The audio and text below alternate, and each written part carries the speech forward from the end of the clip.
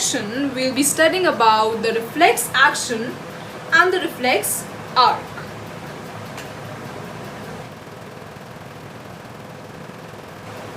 So the reflex action was first observed by Marshall Hall. Reflex action was first observed by Marshall Hall. Marshall Hall उस आदमी का नाम है जिसने for the first time reflex action को देखा, समझा और एक एनालिसिस ड्रॉ किया based on his observation.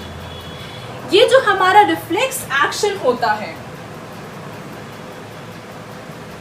It works और it occurs without the efforts of our consciousness or thoughts, and it just requires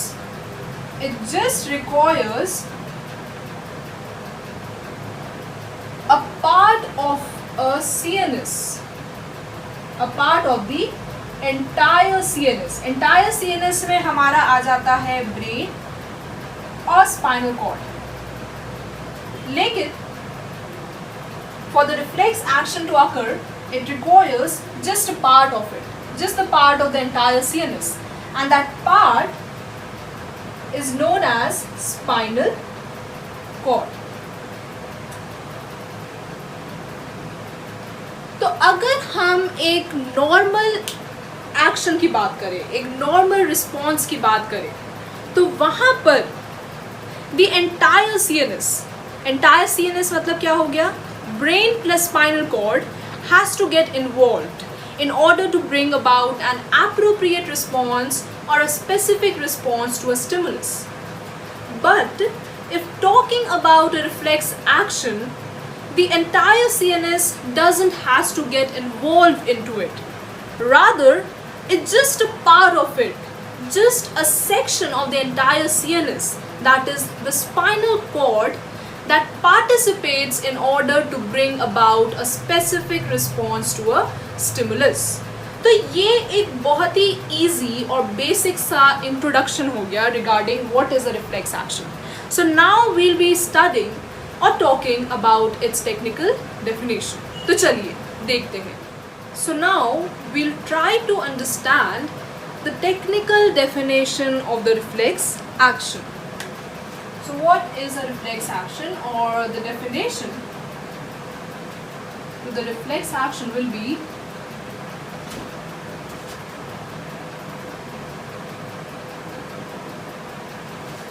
reflex action is a number one, spontaneous, number two, automatic, number three, involuntary, and number four, mechanical response produced on stimulating a specific receptor. अगर हम इसके एक एक term को समझने की कोशिश करें, तो स्पॉन्टेनियस मतलब हो गया समथिंग दैट हैपन्स नेचुरली और suddenly, as if you haven't planned for it. तो इसका एक बहुत नॉर्मल सा मीनिंग हो गया of what a spontaneous response is. Something that happens naturally or suddenly, you haven't planned for it. Automatic जो खुद हो जाए, वहाँ पे आपको किसी भी तरीके से एक्स्ट्रा एफर्ट्स लगाना ही नहीं पड़ रहा है. Involuntary, something that is not controlled or something which is not under your willpower. Instead, that works from within, a kind of action or response which is being brought from within. It is not at all under your willpower. Something which is not under your willpower. Instead, it is being controlled from within. Mechanical response मतलब हो गया something which is done like a machine. Which is done like a machine. As if you are not thinking of what you are doing.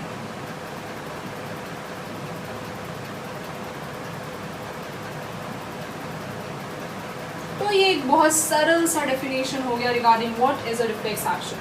Reflex action के definition में ये 4 term को involve करना बहुत बहुत बहुत बहुत बहुत ज़्यादा ज़रूरी हो जाता है. सो you should people better keep a track of these 4 words while defining the reflex action. अगर हम रिफ्लेक्स एक्शन को थोड़ा और समझे या इसको अगर आपने ऑब्जर्व किया होगा, so the response which is produced in case of a reflex action is quicker as compared to a response or an action which is produced during a normal action reaction scenario. यहाँ पे जो हमारा response होता है it is quicker as compared to a normal response or to a normal action. क्योंकि मैंने आप लोगों को ऑलरेडी ये चीज़ बताया है कि रिफ्लेक्स एक्शन के केस में हमारे ब्रेन का किसी भी तरीके से कोई भी इन्वॉल्वमेंट नहीं होता है. अगर हम एक नॉर्मल एक्शन को समझे, उसके path for the conduction of impulse को समझे, तो वहाँ पे path for the conduction of impulse क्या होगा? The impulse would have been traveling from the receptor via the sensory neuron to the brain and then passing through a section of a spinal cord and then to the effector via the motor neuron. So this is the total length for the conduction of the impulse in case of a normal action or a normal response. लेकिन अगर हम एक reflex action के path की बात करें, path for the conduction of impulse, तो वहाँ पर brain का involvement है नहीं. So the impulse doesn't have to travel through the brain. Instead, it just have to pass through a section of the spinal cord.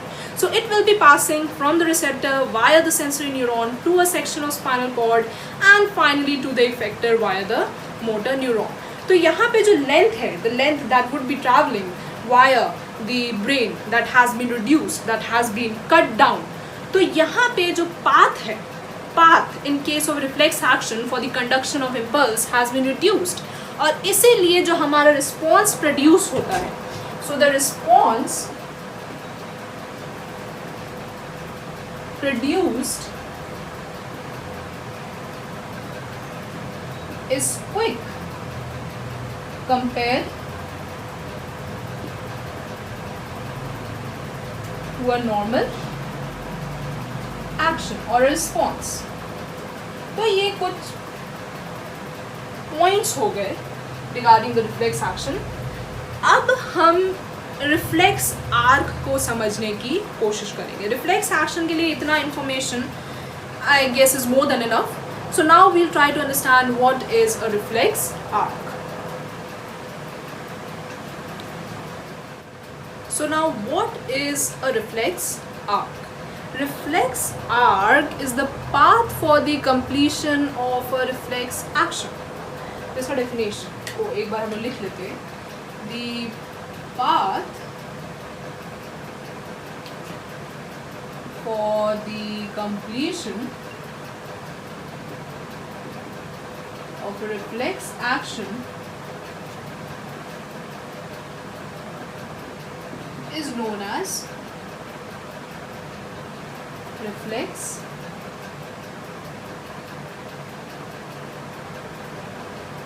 arc. So now what are the components that come together to make up this path known as the reflex arc? तो इसके components क्या क्या हो गए? Components of the reflex arc. तो पहला हमारा हो गया sensory organ. So this sensory organ will be receiving the stimulus, which will be ultimately perceived as an impulse. Now this impulse will be traveling via the sensory or the afferent neuron.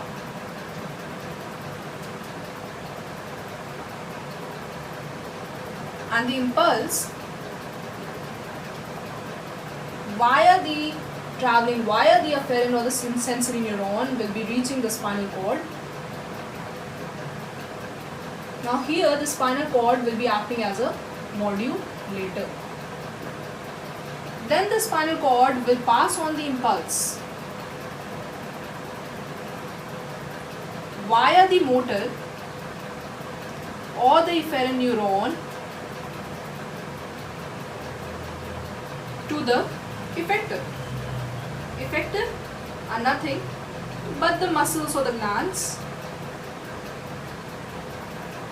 that will be acting accordance to the spinal cord. In case of a reflex action, अगर हम एक normal action की बात करें तो वहाँ पे the effector will be acting or working or gonna show a kind of a response in accordance to the order given by the brain. But if talking about a reflex action, here the effector will be working in accordance to the spinal cord, क्योंकि यहाँ पे brain का किसी भी तरीके से कोई भी involvement नहीं होता है.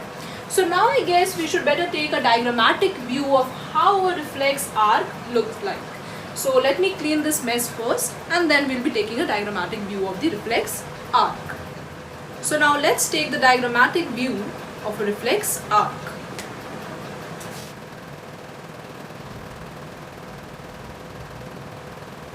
So here will be a section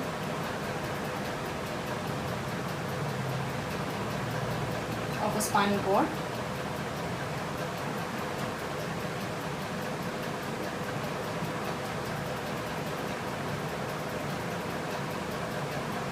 Here will be the neural canal and this will be the grey matter.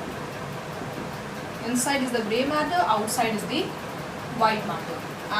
और हाँ, अगर हम इनके arrangement की बात करें in case of a brain, it's just the reverse. Outside is the grey matter, inside is the white matter.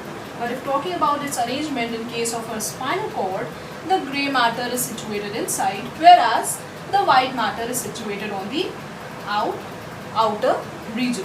तो ये हमारा grey matter हो गया और ये हमारा white matter हो गया. These are the horns.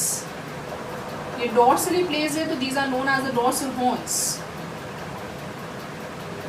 और ये ventrally placed है so these projections of the grey matter are known as ventral horns. It is the neural canal. So जो हमारा dorsal horn हो गया, it will extend outwards to form a tube-like structure.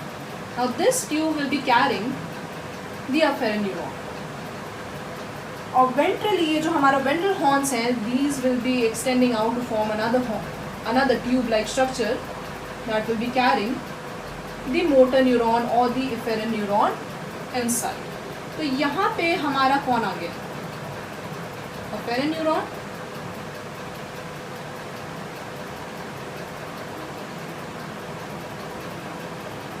ये हमारा interneuron हो गया, the neuron which helps in connecting the afferent neuron to the efferent neuron. ये हमारा हो गया efferent neuron that will be traveling along this ventral route. So this will be the ventral route originating from the ventral horn of the grey matter, and this will be the dorsal route that has arisen or originated from the dorsal horn of the grey matter. तो ये जो हमारा अंदर neuron है, this is known as the afferent neuron or the sensory neuron.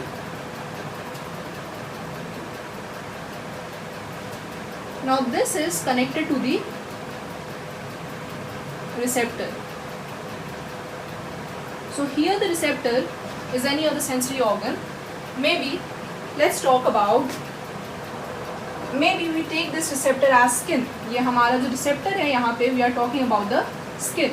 So we have been pricked by a thorn. The skin of the finger has been pricked by a thorn. तो यहाँ पे the skin will be acting as the receptor.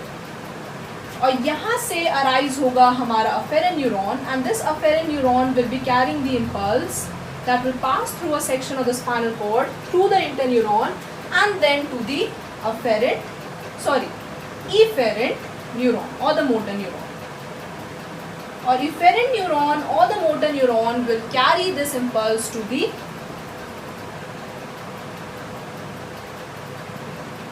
effector or the muscles of the arms. That will help in bringing about a withdrawal of the hand, or it will jerk in order to protect our finger from getting pricked severely from that thorn. तो यहाँ पे हमारा ये क्या हो गया, arms of the hands, arms हो गए, that will be acting as an effector. So the skin here will be acting as a receptor. Now the skin of the finger gets pricked by a thorn, and then वहाँ से originate होगा हमारा afferent or the sensory neuron that will be carrying the impulse, and this impulse will be carried to the part of a spinal cord which will be acting as a modulator, and this modulator will transfer or transmit the impulse further to the efferent or the motor neuron, and this efferent neuron will be bringing out or carrying a kind of a response or a kind of an order to the effector. तो ये हमारा एक diagrammatic view हो गया of the reflex arc. पहले हमारा sensory organ आया, फिर अफेरेंट और द सेंसरी न्यूरॉन आया, फिर उसके बाद स्पाइनल कॉर्ड आया, स्पाइनल कॉर्ड के बाद हमारा इफेरेंट और द मोटर न्यूरॉन आया, and then ultimately is the our impulse have been destined to the effector in order to bring about that quick spontaneous response to the stimulus. तो ये हमारा reflex arc हो गया. तो reflex arc और हमारा reflex action अगर थोड़ा देखा जाए,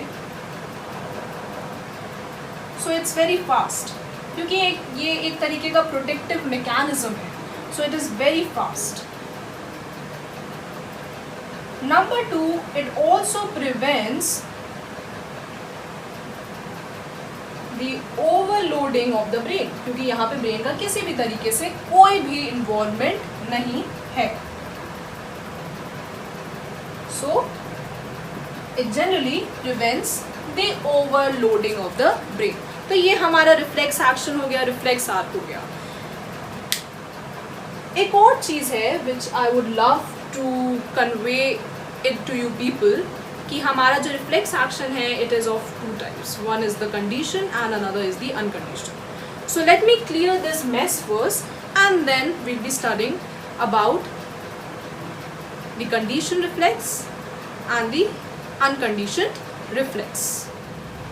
So based on the previous experiences, reflex action can be of 2 types. Number 1 is the conditioned reflex action, and number 2 is the unconditioned reflex action. तो चलिए देखते हैं. Based on previous experiences, reflex actions can be of 2 types.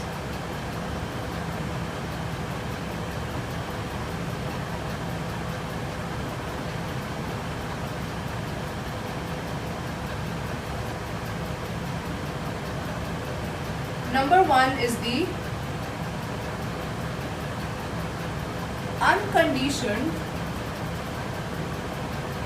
reflex action, and number 2 is the conditioned reflex action. Unconditioned reflex action does not require or do not require any previous experience.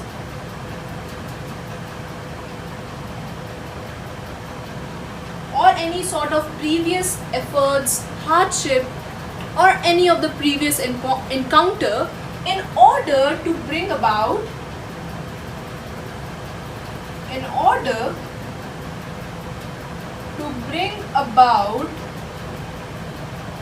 an action. It is so very natural that you don't need any experience. It's gonna happen all of a sudden and on its own. You don't need any previous encounter as such in order to bring about a kind of a response in case of an unconditioned reflex action. Example can be sneezing, coughing, yawning, and etc. They happens naturally, they happen automatically, suddenly, depending upon the kind of a stimulus we get from our surrounding. And we don't need any previous experience. Even a small baby know how to yawn, a small baby know how to sneeze when that baby feels like sneezing. So you don't have to teach that baby that you have to yawn at this moment of time or you have to cough at this moment of time. They know that. It is innate, it is inbuilt, it is innate, inborn, or inbuilt. But if talking about the conditioned reflex action, we need a condition here. We need a kind of a previous experience in order to bring about a response, in order to bring about the best action or output. So in case of a conditioned reflex action, we need previous experience or previous encounter or practice in order to bring about an action. For example, riding a bicycle, swimming, dancing. For dancing, you know which leg should be going up, the left or the right, how the hand should be moving. You need a previous effort, you need a previous encounter in order to know what dancing is. As simple as that. Same goes for the singing. You need to learn the lyrics. You need to know how we need to move our tongue in order to produce a kind of a musical sound. So for conditioned reflex action, we need a previous experience. We need a kind of a previous practice in order to bring about the best output or best result. Whereas if talking about the unconditioned reflex action, we don't need any previous experience as such. It is so very inbuilt, it's so very innate that we don't need a kind of a previous experience. Condition reflex action को हमारे एक scientist थे जिनका नाम था पैवलोव, तो उन्होंने dog पे एक्सपेरिमेंट किया था जिसको पैवलोव एक्सपेरिमेंट कहते हैं और द डॉग्स एक्सपेरिमेंट. तो it's a very common experiment that we study in order to relate well to this conditioned reflex action. उन्होंने he used to feed his dog, and before feeding his dog he used to ring a bell that acted as an alert, as an alarm for the dog that you should be ready for the food now. So Pavlov जो थे वो घंटी बजाते थे और फिर उसके बाद खाना देते थे. तो कुछ दिनों तक उन्होंने ये काम किया, घंटी बजाया खाना दिया, घंटी बजाया खाना दिया. But all for the sudden what he did, he just rang the bell and he never fed the dog. लेकिन despite of not feeding the dog and only ringing the bell, the dog used to salivate. क्योंकि उसके पहले what he used to do, he used to ring the bell, he used to rang the bell and then he used to feed the dog. तो कहीं ना कहीं उस experience के वजह से उस डॉगी के ब्रेन पे कहीं ना कहीं सेट हो गया कि जब घंटी बजेगी तो हमें खाना तो ज़रूर मिलेगा. So whenever he used to ring the bell and the dog used to get the food, the dog used to salivate. But all for the sudden, when Pavlov just rang the bell and stopped feeding the dog just after ringing the bell, उसके बाद भी the dog used to salivate. तो कहीं ना कहीं जो bell था Pavlov experiment में, that acted as a condition. तो ये bell, ringing the bell worked as it acted as a condition, और जिसके कारण जो सैलिवेशन था that was a kind of a response. So salivation needed this condition. Salivation needed this condition, and the condition was ringing the bell. So Pavlov, if you people are still not clear about what Pavlov experiment is indeed, I'm gonna share, or I'm gonna try to make this topic more clear to you by the very next video. मुझे लगता है इस video के लिए, इस section के लिए इतना topic is more than enough. And by the very next video, we'll be studying more about the Pavlov experiment, and as well as the last topic, that is the autonomic nervous system.